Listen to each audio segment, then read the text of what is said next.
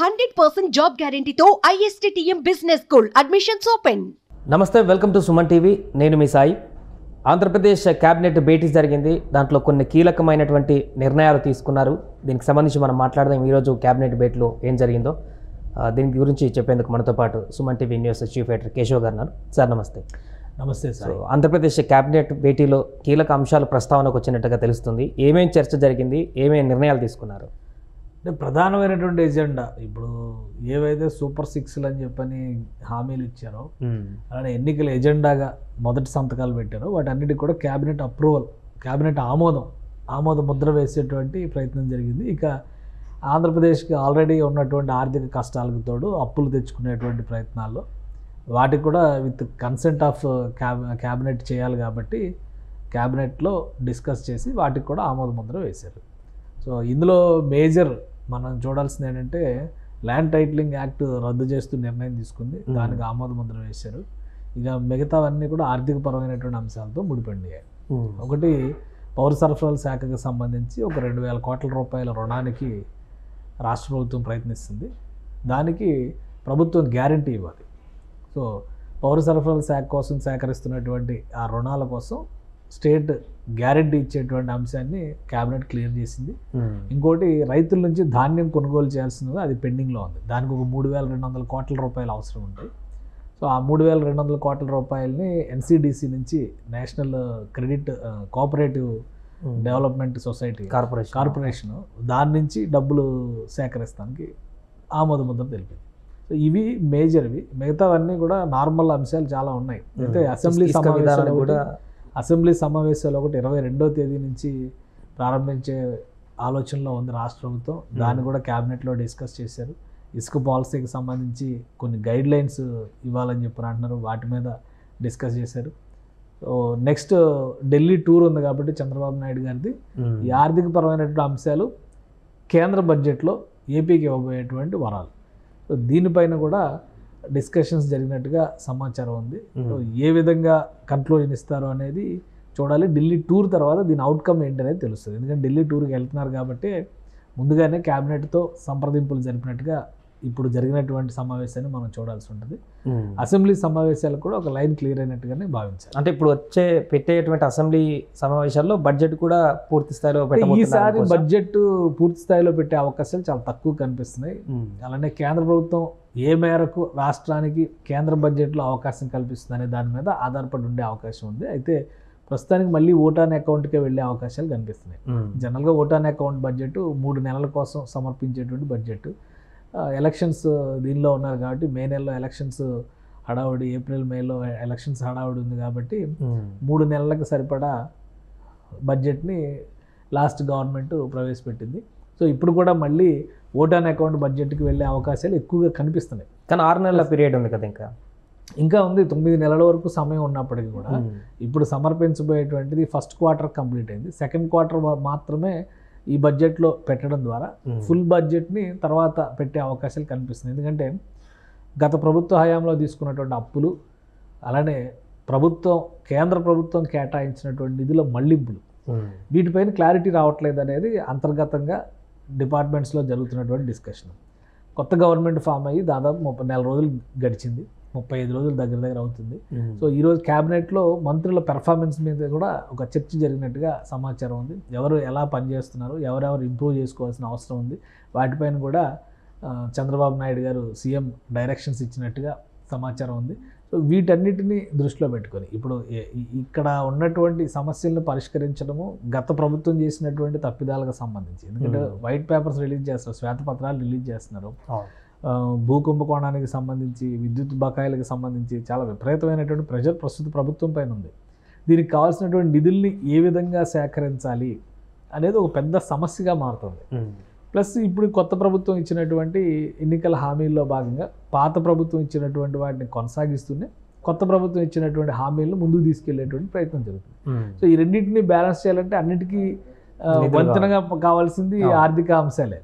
So ఆ ప్రయత్నాల్లోనే మళ్ళీ కేంద్ర ప్రభుత్వాన్ని విజ్ఞప్తి చేసేటువంటి ఉద్దేశంతో చంద్రబాబు నాయుడు ఢిల్లీ వెళ్తున్నట్టుగా సమాచారం ఉంది. ఆర్థిక మంత్రితో కూడా భేటీ అవుతున్నట్టుగా సమాచారం. ఆర్థిక మంత్రితో భేటీ ఉంది, పెట్రోలియం శాఖ మంత్రితో భేటీ ఉంది, హోం మంత్రితో భేటీ ఉంది. మళ్ళీ ఒక రౌండ్ లాస్ట్ టైం ఆయన వెళ్ళి కూడా ఒక 10 రోజులు అవుతుంది అంతే. సో మళ్ళీ ఒకసారి వాళ్ళందరినీ ఒక రౌండ్ కలిసి budget final proposals, final preparations బహుశా ఈ 2-3 రోజులనే కంప్లీట్ అవుతాయి. 22-23 తారీఖు, 22 నుంచి పార్లమెంట్ సమావేశాలు మొదలవుతుంది. 23న పార్లమెంట్లో బడ్జెట్ ప్రవేశపెట్టేటువంటి అవకాశం ఉంది. సో ఫైనల్ బుక్లెట్స్లో, ఫైనల్ రిపోర్ట్లో ఏపీకి సంబంధించినటువంటి హెడ్స్ ఏమేమి ఉంటాయి. ఎందుకంటే పోలవరం కేంద్ర సాయం లేకుండా అవ్వదు. అలానే అమరావతి కేంద్రం ఆదుకోకపోతే ఒక్క అంగుళం కూడా ముందుకెళ్ళేటువంటి పరిస్థితి కనిపించట్లేదు. అలానే ఇన్ఫ్రాస్ట్రక్చర్ డెవలప్మెంట్ విషయంలో ఒక అమరావతి ఔటర్ రింగ్ రోడ్డుకే 25,000 కోట్లు కావాలి.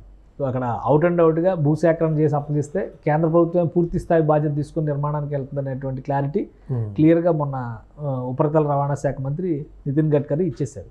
So maximum outer ring road clearance వచ్చేసింది కాబట్టి బడ్జెట్లో పెట్టాలి. బడ్జెట్లో పెట్టకుండా ఈ డబ్బులు ఖర్చు పెట్టడానికి అవకాశం ఉంటుంది. సో బడ్జెట్లో పెడితేనే అంత పెద్ద మొత్తాలు కూడా ఖర్చు చేయడానికి అవకాశం ఉంటుంది. అలానే బీపీసీఎల్ ఆంధ్రప్రదేశ్కి కేటాయిస్తారు అనేది దానికి సంబంధించి అఫీషియల్ ప్రకటన ఒకటే పెండింగ్. బట్ బీపీసీఎల్ ప్రతినిధులు వచ్చి రాష్ట్ర ముఖ్యమంత్రిని కలిసి వెళ్ళారు కాబట్టి ఎక్కడ పెడతారు, విశాఖపట్నంలోనా, పిఠాపురం పరిసరాల్లోనా, మళ్ళీ విశాఖ పరిసరాల్లోనా ఎక్కడ పెడతారనేటువంటి చర్చ ఉంది. బట్ మచిలీపట్నం చుట్టూ రాజకీయం నడుస్తుంది. మచిలీపట్నం అనువైన ప్రదేశం, అమరావతికి 70 కిలోమీటర్ల దూరంలో మాత్రమే ఉంటుంది. అంటే కొత్త రాజధాని కాబట్టి ఇక్కడ ఇన్ఫ్రాస్ట్రక్చర్ కూడా అవైలబుల్ ఉంటుంది. ఇక్కడ ఇన్ఫ్రాస్ట్రక్చర్ డెవలప్మెంట్ చేస్తే ఎక్కువ అవకాశాలు ఉంటాయనేది రాష్ట్ర ప్రభుత్వం కూడా ఆశిస్తున్నటువంటి పరిస్థితి ఉంది. సో వీటన్నింటినీ ఇప్పటివరకు ఒక కన్సెంట్ తీసుకుని వచ్చారు. బట్ ఆన్ పేపర్ లేకపోతే కనుక ఫండ్స్ ఎలకేషన్ అనేది సాధ్యం కాదు. బీపీసీఎల్ ప్రాజెక్ట్ అనేది 70,000 కోట్ల రూపాయల ప్రాజెక్టు. సో అక్కడ కేంద్ర ప్రభుత్వ బడ్జెట్లో కనుక బీపీసీఎల్ని ఆంధ్రప్రదేశ్కి కేటాయిస్తున్నాం అంటే బీపీసీఎల్ ఒక పబ్లిక్ సెక్టార్ కంపెనీ కాబట్టి ఫర్దర్గా ఇన్వెస్ట్మెంట్ పార్ట్ అంతా కూడా వాళ్ళ ప్లానింగ్ ప్రకారం వాళ్ళు ముందుకెళ్ళడానికి అవకాశం ఉంటుంది. బట్ సెంట్రల్ గవర్నమెంట్ కన్సెంట్ లేకుండా నిర్ణయం తీసుకోవడానికి అవకాశం ఉంటుంది. మళ్ళీ దాన్ని బోర్డులో పెట్టి సెంట్రల్ గవర్నమెంట్ అప్రూవల్ కోసం పంపించి చాలా ప్రాసెస్ ఉంటుంది. సో ఇవన్నీ నేను అనుకోవడం ఫైనల్ కన్క్లూజన్ తీసుకుని ఫైనల్ రిపోర్ట్లో ఉండేలాగా చూసుకోవడం కోసం చంద్రబాబు నాయుడు గారు ఢిల్లీ వెళ్తున్నారు. సో దానికి సంబంధించినటువంటి చర్చ ఆంధ్రప్రదేశ్ ఆర్థిక భారాన్ని మోసేటువంటి క్రమంలో కేంద్రం ఇవ్వాల్సినటువంటి చేయూత, దీనిపైన ఎక్కువగా ఫోకస్ పెట్టినట్టుగా తెలుస్తుంది. అలానే ఈ మధ్య కాలంలో ఏపీలో కొన్ని ఇన్సిడెంట్స్ జరిగాయి. విపక్షానికి సంబంధించి కానీ, కొన్ని కేసులు నమోదు కానీ, శాంతి భద్రతలకు సంబంధించినటువంటి అంశాలు కానీ ఇందులో ముడిపడి ఉన్నాయి. సో వీటిపైన కూడా స్వల్ప డిస్కషన్ జరిగినట్టుగా ఒక సమాచారం ఉంటుంది. అలానే చంద్రబాబు నాయుడు ఇప్పుడున్నటువంటి పరిస్థితులు ఏంటంటే కక్షపూరిత రాజకీయాల కంటే కూడా పర్ఫార్మెన్స్ ఓరియంటెడ్ రిజల్ట్స్ కావాలి అనేటువంటి ఆలోచనతో మంత్రులందరికీ కూడా ఒక దిశానిర్దేశం చేశారు. ఒకరిని చూసి మరొకరు ఇన్స్పైర్ అయ్యి పనిచేసే విధంగా ముందుకు వెళ్ళాలనేటువంటి సూచనలు చేసినట్టుగా తెలుస్తుంది. సో ఇప్పుడు అక్కడ ఆల్రెడీ ఒకరు ఇద్దరు కాదు, పవన్ కళ్యాణ్ కావచ్చు, నాదెండ్ల మనోహర్ కావచ్చు, నారా లోకేష్ కావచ్చు, అచ్చెన్నాయుడు కావచ్చు. సో వీళ్ళందరూ కూడా పర్ఫార్మెన్స్ విషయంలో కొంచెం మిగతా వాళ్ళ జూనియర్ల కంటే కూడా ఉత్సాహం చూసిన. Of course Pawan Kalyan first time minister అయినప్పటికీ కూడా, డిప్యూటీ సీఎం హోదాలో మినిస్టర్ అయినప్పటికీ కూడా ఆయన రివ్యూ చేస్తున్నటువంటి విధానం కానీ, శాఖల పరంగా ఆయన తీసుకున్నటువంటి నిర్ణయాలు కానీ ఇవన్నీ కూడా మిగతా వాళ్ళకి ఒక ఇన్స్పిరేషన్ ఇచ్చే విధంగా ఉండాలి అనేటువంటి రీతిలో డిస్కషన్ జరిగినట్టుగా తెలుస్తుంది. సో మొత్తం మీద ఓవరాల్గా క్యాబినెట్ సారాంశాన్ని కనుక మనం చూస్తే కీలకమైనటువంటి అంశాలు ఇప్పుడు ఏవైతే ల్యాండ్ టైటిలింగ్ యాక్ట్ లాంటివి ఉన్నాయో, అలానే ఇంకోటి నిన్నే శ్వేతపత్రం రిలీజ్ చేశారు, భూ కబ్జాలకు సంబంధించి కూడా ఒక యాక్ట్ తీసుకొస్తాం, Gujarat model land grabbing act తీసుకొస్తాం అనేటువంటి ఒక మాట చెప్పారు. సో ఈ ఆంధ్రప్రదేశ్లో 26 చోట్ల వైఎస్ఆర్సీపీ పార్టీ కార్యాలయం కడితే 23 చోట్ల కనీస పరిమితులు లేకుండా, పర్మిషన్స్ లేకుండా, కనీసం అప్రూవల్స్ కూడా లేకుండా నిర్మాణాలు దాదాపు పూర్తయ్యే స్థితికి వచ్చేసింది. సో ఇటువంటి కబ్జాలను ఏ విధంగా నిర్మూలించాలనేటువంటి ఆలోచనతో కూడా రాష్ట్ర ప్రభుత్వం కసరత్తు చేస్తుంది. ఈ అంశాలన్నిటిపైన క్యాబినెట్ ఫోకస్ పెట్టింది. బహుశా క్యాబినెట్ మీటింగ్ తర్వాత బ్రీఫింగ్లో వీటిని మరింత ఎలాబొరేటెడ్గా చెప్పే అవకాశం ఉంది. సీఎం ఢిల్లీ టూర్ తర్వాత ఆర్థికపరమైనటువంటి అంశాలన్నిటి కూడా ఒక స్పష్టత వచ్చే అవకాశం కనిపిస్తుంది. Right sir. సో అది మొత్తానికి ఆంధ్రప్రదేశ్లో క్యాబినెట్ భేటీ జరిగింది. దానికి సంబంధించి కొన్ని కీలకమైనటువంటి నిర్ణయాలపైన కూడా చర్చ కొనసాగినట్టుంది. ఆ తర్వాత వెంటనే ఢిల్లీ కూడా సీఎం చంద్రబాబు గారు అక్కడికి పయనమయ్యారు. అక్కడ ఆర్థిక పరిస్థితులకు సంబంధించి, నిధుల అంశానికి సంబంధించి కూడా ఆంధ్రప్రదేశ్కి రావాల్సిన వాటిపైన కూడా చర్చిస్తారనేటువంటి ఒక డిస్కషన్ అయితే కొనసాగుతుంది. సుమన్ టీవీలో మీ పర్సనల్ అండ్ బిజినెస్ ప్రమోషన్స్ కోసం కింది నెంబర్కి కాంటాక్ట్ చేయండి.